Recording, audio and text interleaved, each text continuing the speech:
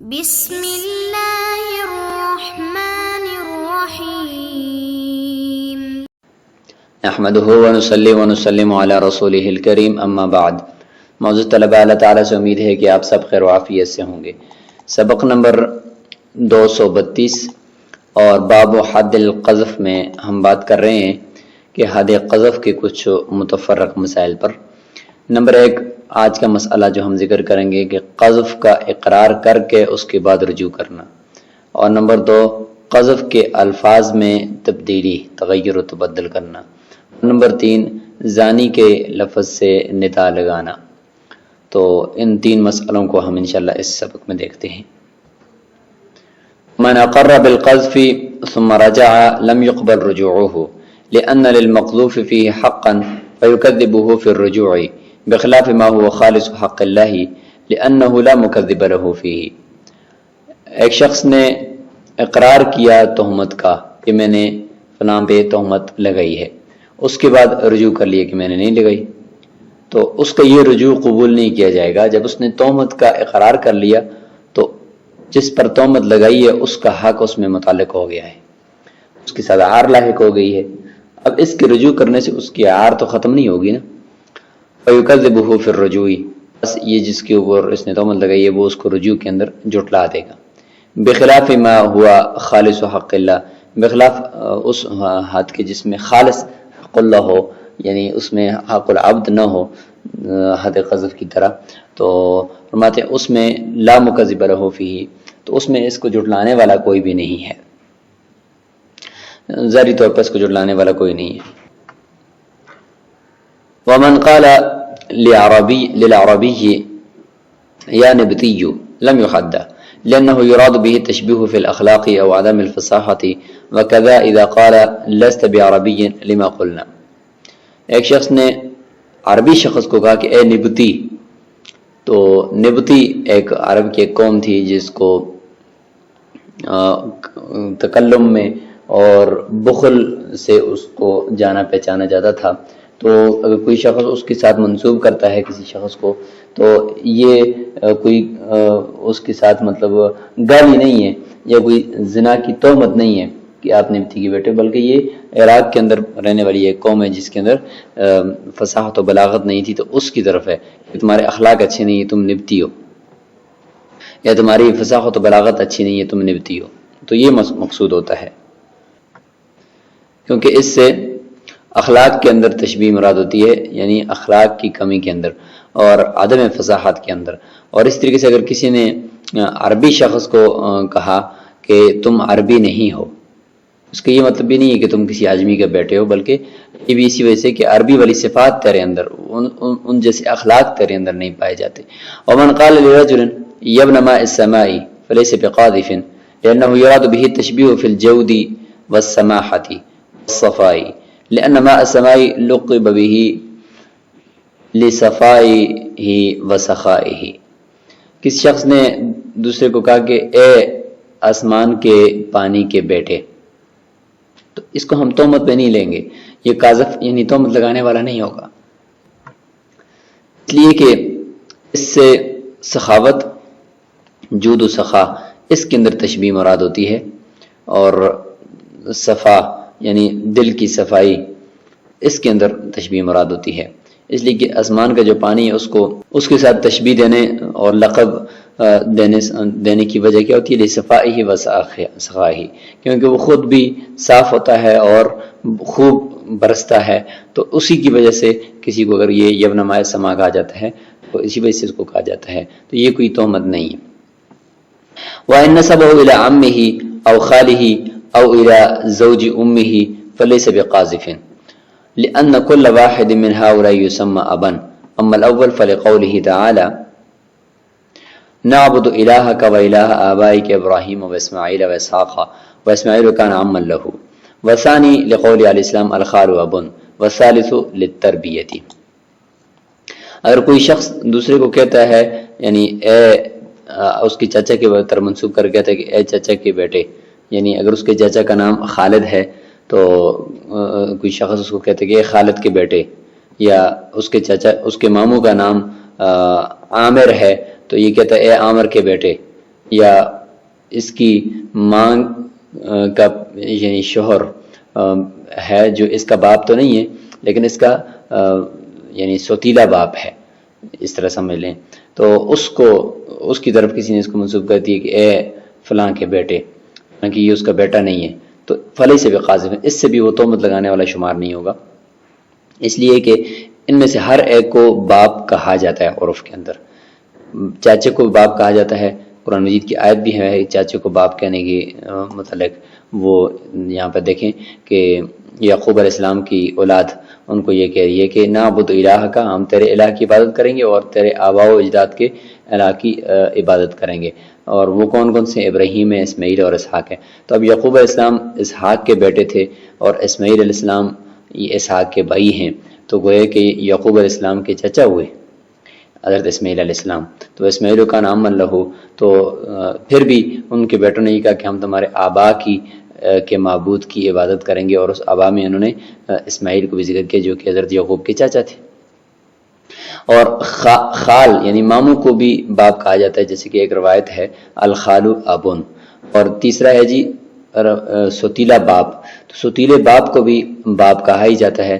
لتربیتی، کیونکہ وہ پرورش کرتا ہے، اس کی پرورش میں ہی یہ اولاد ہوتی ہے، تو اگر اس کو باپ کہا جائے تو کوئی حرج نہیں ہے۔ ومن قال لغیرہ زنأت فی الجبل وقال عنیت صعود الجبل حد وهذا عند ابي حنيفه وابي يوسف رحمهم الله، وقال محمد رحمه الله لا يحد لان المهموز منه للصعود حقيقه. قالت امراه من العرب ورق الى الخيرات زناء في الجبل، وذكر الجبل يقرره مرادا، ورغم انه يستعمل في الفاحشه مهموزا ايضا لان من العرب من يهمز الملين كما يلين المهموز. وحالة الغضب والسباب تعين الفاحشة مرادا بمنزلة ما إذا قال يا زاني أو قال زنأت. وذكر الجبل إنما يعين الصعود مرادا إذا كان مقرونا بكلمة على إذ هو المستعمل فيه. ولو قال زنأت على الجبل قيل لا يحد لما قلنا، وقيل يحد للمعنى الذي ذكرناه. صورت مسئلہ یہ ہے کہ ایک شخص نے دوسرے کو کہا زنأت فی الجبل، یعنی زنیت نہیں کہا بلکہ حمزہ کا استعمال کر دیا زنأت فی الجبل، اور اس نے کہا کہ میری نیت زنأت سے پہاڑ کے اوپر چڑھنا مراد ہے، کہ زنأت فی الجبل یعنی تو پہاڑ پر چڑھا، تو زنأت کا یعنی جب حمزہ ہو تو اس کے معنی چڑھنے کا ہوتا ہے۔ تو شیخین کے نزدیک اس کو پھر بھی حد قذف لگے گی اور یہ قاذف کہلائے گا۔ امام محمد رحمۃ اللہ فرماتے ہیں کہ اس کو حد نہیں لگائی جائے گی، اس لیے کہ یہ جو محموز ہے زنأت، یہ صعود کے معنی میں حقیقتاً استعمال ہوتا ہے، اور اس کے اوپر ایک استشہادی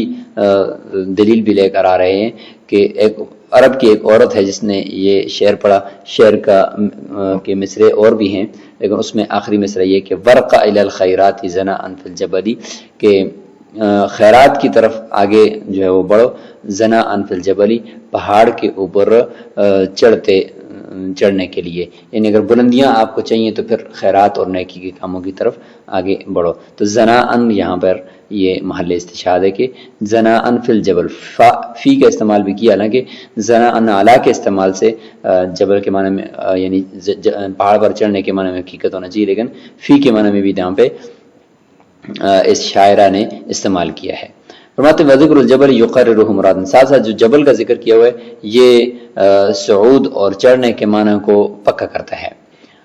شیخین فرماتے ہیں کہ انہ یستعمل فی الفاحشۃ محموزا ایضا، فرماتے ہیں کہ حمزہ کے باوجود بھی، حمزہ بھی ہو پھر بھی یہ فاحشہ کے معنی میں یعنی زنا کے معنی میں استعمال ہوتا ہے، اس لیے کہ عرب میں سے بعض ایسے ہیں کہ جو مخفف کو یعنی حمزہ کے علاوہ جو لفظ ہوتا ہے اس کو حمزہ دے دیتے ہیں، جیسے کہ زنیت تھا تو اس کو زنأت کر دیا، کما یلین المحموز یا کما یلین المحموز، تو جس طریقے سے وہ حمزے کو گرا دیتے ہیں تو اس طریقے سے کبھی کبھار جہاں پہ حمزہ نہیں ہے وہاں پہ حمزہ بھی دے دیتے ہیں۔ تو حمزے کو گرانے کی مثال کیا ہے؟ جیسے کہ رأسن ہوتا ہے تو اس کو راسن پڑھتے ہیں، اور ادمو سے آدمو کر لیتے ہیں، ایک حمزے کو گرا دیا. تو جس طریقے سے حمزے کو ختم کیا جاتا ہے اور اس جگہ پہ مخفف کر دیا جاتا ہے، اسی طریقے سے کبھی کبھار اگر کہیں پہ حمزہ نہ ہو تو وہاں پہ حمزہ بھی دے دیتے ہیں، جیسے کہ زناتا ہے، اس طریقے سے دأبن دأبتن ہے، شأبن ہے، اس طریقے سے بیأذن ہے، تو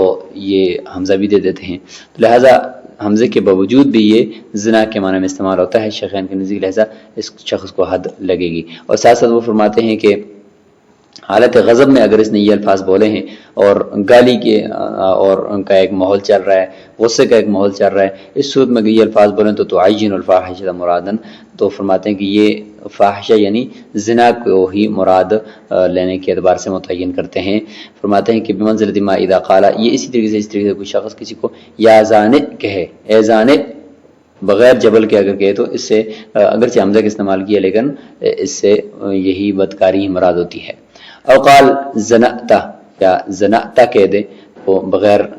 جبل کے، تو فرماتے ہیں کہ اس سے زانی ہی مراد ہوتا ہے.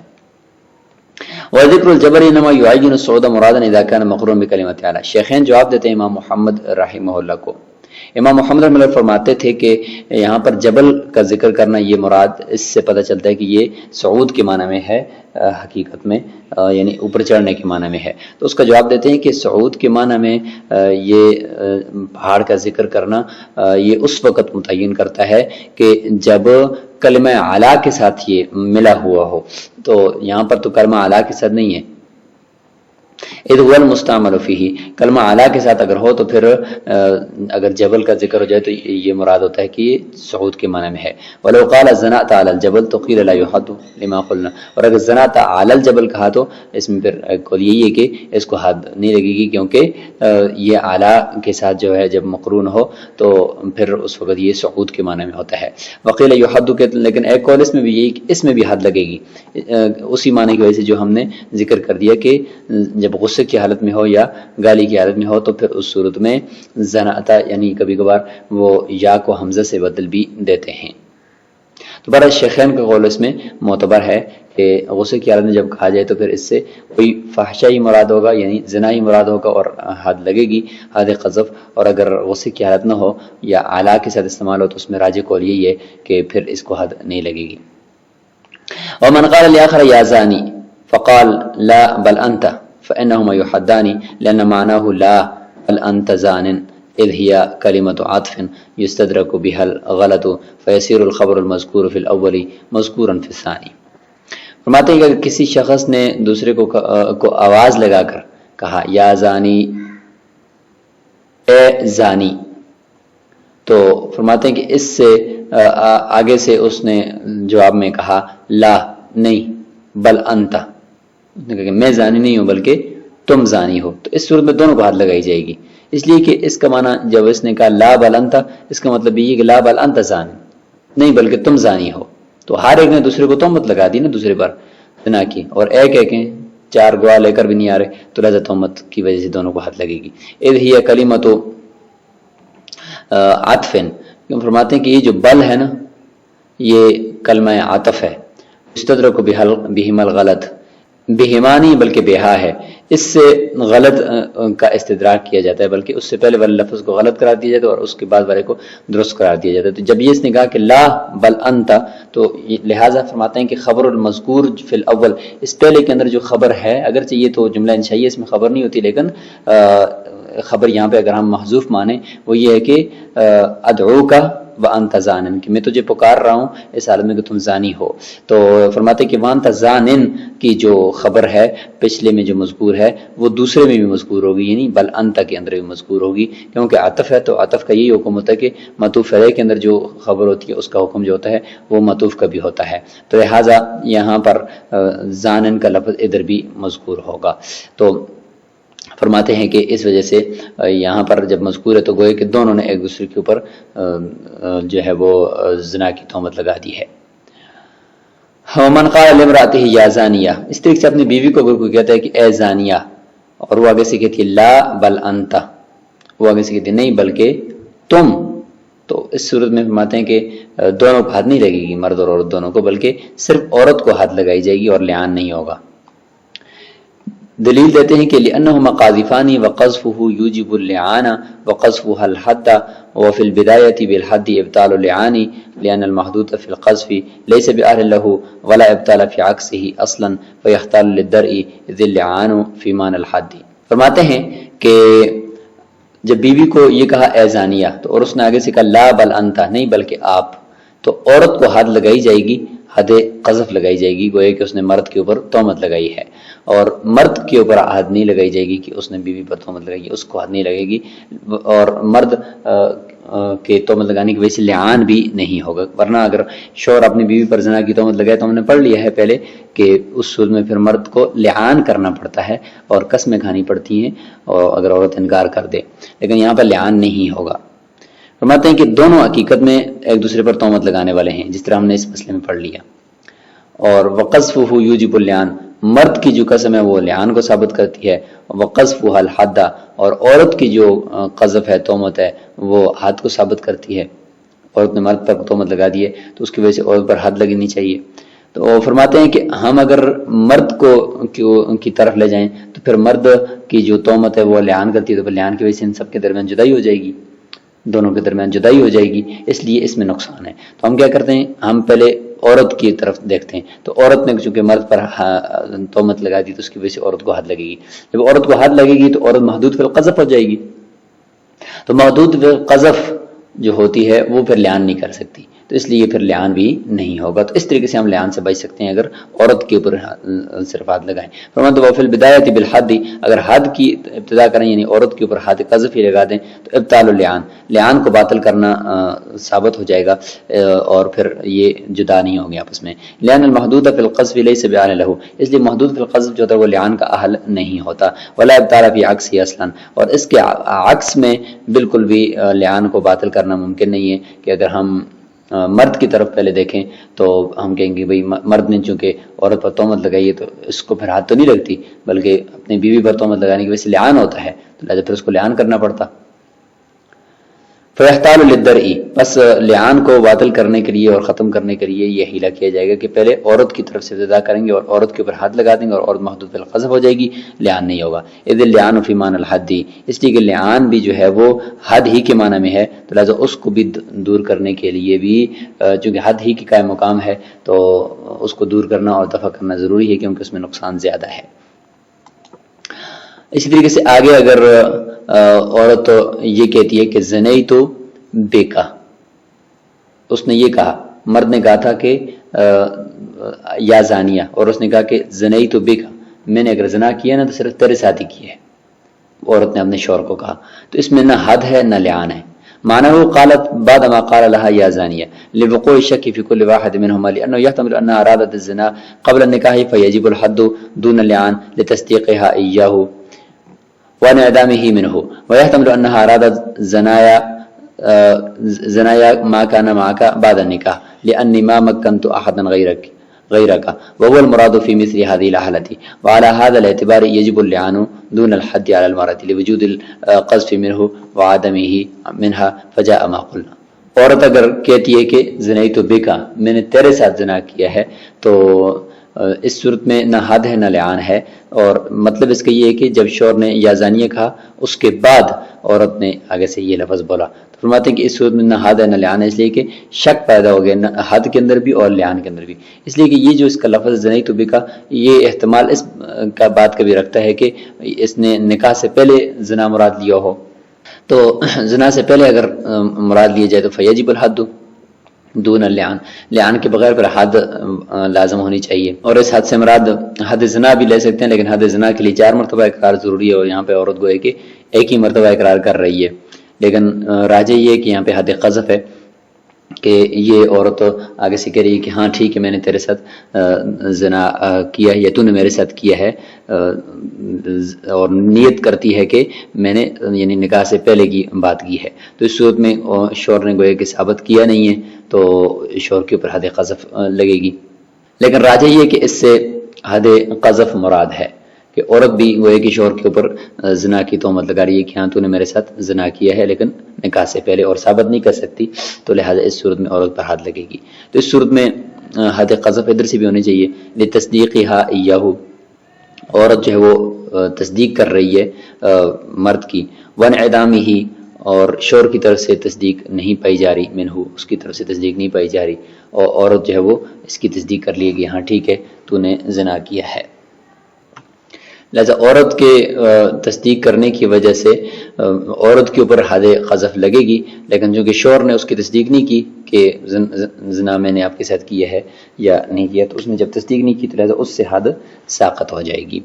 عورت سے ساقط نہیں ہوگی، اور مراد اس سے ہم حد قذف ہی لیں گے۔ وَيَحْتَمِلُ أَنَّهَا أَرَادَتْ الزِّنَا، اور فرماتے ہیں کہ اس میں اس بات کا احتمال بھی ہے اس جملے کے اندر کہ نکاح کے بعد جو میں نے آپ کے ساتھ کیا تو اس کو اگر آپ زنا کہتے تو وہ بس زنا ہے، اس لیے کہ میں نے تو آپ کے علاوہ کسی اور کو اپنے اوپر قدرت نہیں دی، تو یہ کہتی ہے۔ تو فرماتے ہیں کہ اس حالت کے اندر یہی مراد ہو سکتا ہے، کیونکہ زنی تو بکا غصے میں ہے وہ آگے سے، وہ کہتی ہے کہ اچھا تو مجھے میرے اوپر زنا کی تہمت لگا رہے، زانیہ مجھے کہہ رہے ہو، تو پھر ٹھیک ہے، اگر یہ نکاح کے دوران میرے ساتھ اگر آپ زنا کر رہے ہو تو پھر اس کو زنا سمجھو۔ تو فرماتے ہیں کہ یہی مراد ہو سکتا ہے۔ تو اس صورت میں پھر اگر دیکھیں تو گویا کہ عورت زنا کا انکار کر رہی ہے حقیقت میں، وہ کہتی ہے کہ میں نے آپ کے علاوہ تو کسی کو قدرت نہیں دی، تو اگر آپ اس کو زنا سمجھتے تو سمجھو۔ تو اس کا مطلب ہے کہ شوہر اس کے اوپر زنا کی تہمت لگا رہا ہے اور عورت آگے سے انکار کر رہی ہے، تو اس صورت میں پھر لعان ہونا چاہیے دون الحد، نہ کہ عورت کے اوپر حد قذف ہو۔ تو اب دونوں صورتوں کو اگر آپ دیکھیں تو پہلی صورت میں اگر نکاح سے قبل والا وقت مراد لیں تو اس صورت میں عورت گویا کہ شوہر کی تصدیق کر رہی ہے اور شوہر اس کا انکار کر رہا ہے، اور اس صورت میں عورت پر حد قذف لگنی چاہیے۔ اور دوسری صورت میں زنا کے بعد کو اگر ہم مراد لیں تو اس صورت کے اندر لعان ہونا چاہیے، حد نہیں ہونی چاہیے۔ تو فرماتے ہیں کہ چونکہ اب ہمیں شک ہے تو شک کی وجہ سے کچھ بھی لازم نہیں ہوگا، نہ حد لازم ہوگی اور نہ ہی لعان لازم ہوگا۔ لعان کیا ہوگا؟ اس لیے کہ شوہر کی طرف سے گویا کہ تہمت پائی گئی ہے اور عورت کی طرف سے قذف کی جو تہمت ہے وہ نہیں پائی گئی، تو فجاء ما قلنا، بس شک کی وجہ سے ہم یہ کہیں گے کہ جو ہم نے کہہ دیا وہی ہو جائے گا کہ نہ حد ہوگی اور نہ ہی یہاں پر لعان ہوگا۔ تو یہ بات یہاں تک مکمل ہو چکی ہے۔ انشاءاللہ اگلے سبق کے اندر ہم مزید اس حد قذف سے متعلق مسائل لے کر حاضر ہوں گے۔ السلام علیکم ورحمۃ اللہ۔